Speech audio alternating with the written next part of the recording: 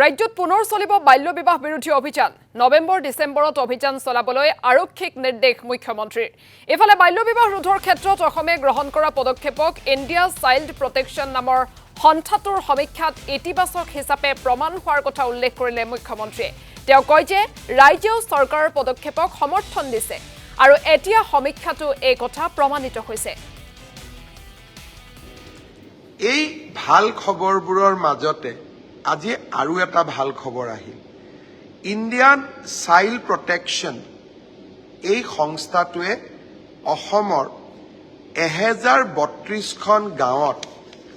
child মেৰেজৰ ওপৰত এটা সমীক্ষা কৰিছিল যে শিশু কম বয়সতে ছোৱালীৰ বিয়া হোৱা সংখ্যা কমিছে নে কমা নাই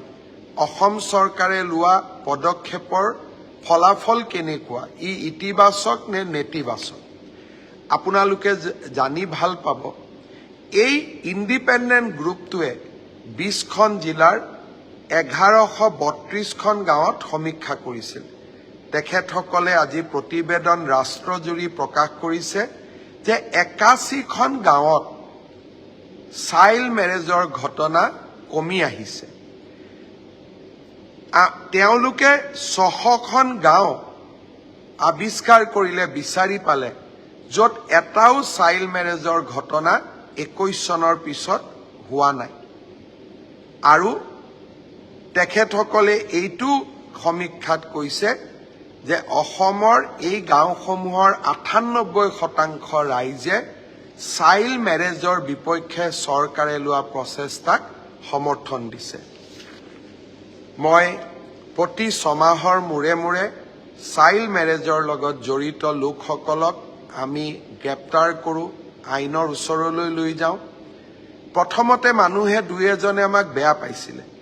কিন্তু এতিয়া গাঁৱে ভূঞে গ'লে ময়ো সুধো যে সৰু বয়সতে কোনোবা বিয়া হৈছে নেকি সকলোৱে কয় নাই নাই আমাৰ গাঁৱত হোৱা নাই আমি নকৰোঁ আমি কৰিব নিদিওঁ আমি আইন ভাঙিব নিদিওঁ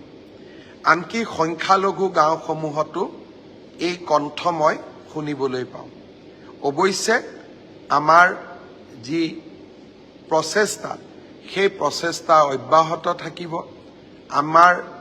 টাফ একশ্যন কঠোৰ পদক্ষেপ চলি থাকিব নৱেম্বৰ ডিচেম্বৰ মাহত আমি আৰু এবাৰ এনেকুৱা শিশু কম বয়সতে বিয়া দিয়া ব্যক্তিসকলৰ বিৰুদ্ধে বা বিয়া কৰোৱা ব্যক্তিসকলৰ বিৰুদ্ধে